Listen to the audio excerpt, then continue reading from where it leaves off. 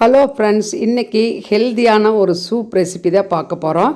இந்த ஒரு சூப் குடித்தாலே போதும், நம்ம நல்லா சுறுசுறுப்பாக இருக்கலாம். அதே சமயத்தில் டயர்டு இல்லாமல் நல்லா ஹெல்த்தியாகவும் இருக்கலாம், சத்தாகவும் இருக்கும். அதே சமயத்தில் டேஸ்டியாக எப்படி பண்ணலாம், குயிக்காக ஈஸியாக குழந்தைகளும் கூட குடிக்கிற மாதிரி நம்ம இன்றைக்கி டேஸ்டியான ஒரு சூப் தான் பார்க்க போகிறோம். இதில் அதிகமாக ஹீமோக்ளோபின் அதிகமாக இருக்குது. அதனால் ரத்த சோகை இருக்கிறவங்க அதிகமாக எடுத்துக்கலாம், சுகர் இருக்கிறவங்க அதிகமாக எடுத்துக்கலாம். Welcome back to Nalini Sundar's kitchen. இன்றைக்கி ஹெல்த்தியான முருங்கைக்கீரை சூப்பு தான் பார்க்க போகிறவாங்க. அதுக்கு 2 கைப்பிடி அளவு நல்லா ஃப்ரெஷ்ஷான முருங்கைக்கீரை எடுத்து நல்லா அலசிட்டு குக்கரில் சேர்த்திருக்கிறேன். தேவையான அளவுக்கு தண்ணி விட்டுட்டு ஒரு 1/4 டீஸ்பூன் மஞ்சத்தூள் சேர்த்திக்கலாம். இருக்கட்டும். இப்போது ஒரு மிக்சர் ஜாரில் இந்த மாதிரி ஒரு துண்டு இஞ்சி தோல் நீக்கி சேர்த்துக்கலாம். அதுக்கப்புறம் ஒரு 6-7 பல் பூண்டு மேல் சருகு மட்டும் எடுத்துகிட்டு, இது நாட்டு பூண்டு, அதனால் நல்லா டேஸ்டியாக இருக்குது. அப்படியே ஒரு 6-7 பல் பூண்டு, 3 சின்ன வெங்காயம் சேர்த்திட்டு இந்த ஸ்பூனில், அதாவது ஒரு 3/4 டீஸ்பூன் வர கொத்தமல்லி சேர்த்திக்கலாம். அதே மாதிரி மிளகு, காரத்துக்கு நம்ம மிளகு தான் சேர்த்த போகிறோம். இந்த மிளகும் ஒரு 3/4 டீஸ்பூன் சேர்த்துக்கலாம். இன்னும் கூட கொஞ்சம் சேர்த்தலாம், இப்போ நல்லாயிருக்கும், தொண்டைக்கு இதமாக இருக்கும். அதுக்கப்புறம் 3/4 டீஸ்பூன் சீரகம், இது எல்லாமே சேர்த்தியாச்சா. இப்போ இது பல்ஸில் அடித்து எடுத்துகிட்டு வந்தாச்சு. பல்ஸ் மோடில் போடுங்க, போதும், இந்த அளவுக்கு இருந்தால் போதும். நம்ம வடிகட்டத்தான் போகிறோம், அதனால் தண்ணி விட்டெல்லாம் நீங்கள் அடிக்க வேண்டாம். தண்ணி விட்டு அடித்தா டேஸ்ட்டு மாறிடு, அதனால் இப்படி தான் இருக்கணும். இப்போது குக்கரில் இதையும் நம்ம சேர்த்திக்கலாம்.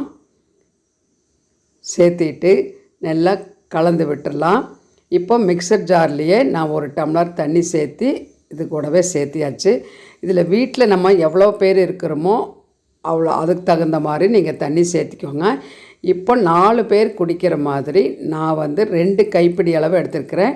ஒரு 4 டம்ளர், நல்லா பெரிய டம்ளரில் 4 டம்ளர் சூப் ஆகும், அவ்வளோ நல்லாயிருக்கும். இப்போ நல்லா கொதித்து வரட்டும்.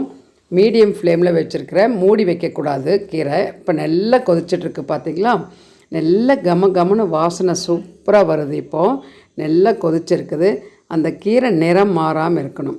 இப்போது தேவையான அளவுக்கு உப்பு, முருங்கைக்கீரைக்கு உப்பு கொஞ்சம் குறைவாக சேர்த்தணும், அதுலேயே உப்புத்தன்மை இருக்கும்.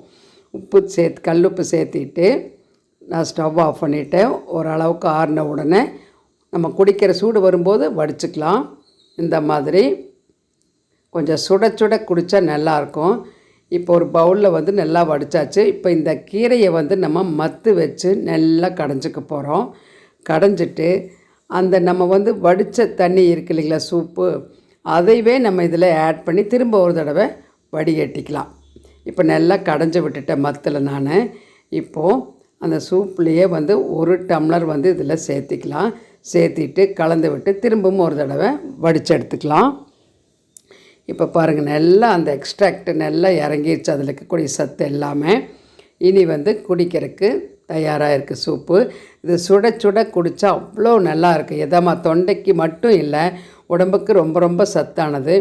ஹீமோக்ளோபின் லெவல் வாரத்தில் 3 தடவை குடித்தா போதும், அவ்வளோ நல்லா இருக்குது. அது ரத்தம் ஊறும், அதனால் குழந்தைங்க பெரியவங்க எல்லாத்துக்குமே நம்ம கொடுக்கலாம். இந்த மாதிரி 1 டம்ளர் குடித்தாலே போதும், அதிகமாக குடிக்கணும் அவசியம் இல்லை.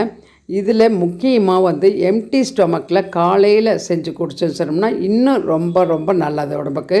உடனே நம்மளுக்கு அந்த சத்துக்கள் நம்ம உடம்புக்கு போய் சேரும். அதனால் மிஸ் பண்ணாமல் இதே மாதிரி குயிக்காக ஈஸியாக செய்யலாம். அதே சமயத்தில் ஹெல்த்தியான ஒரு சூப் குடித்தோம் அப்படிங்கிற ஒரு திருப்தி இருக்கும். இந்த சூப் உங்களுக்கு பிடிச்சிருக்குன்னு நினைக்கிறேன். பிடிச்சிருந்தால் லைக் பண்ணி ஷேர் பண்ணுங்கள்.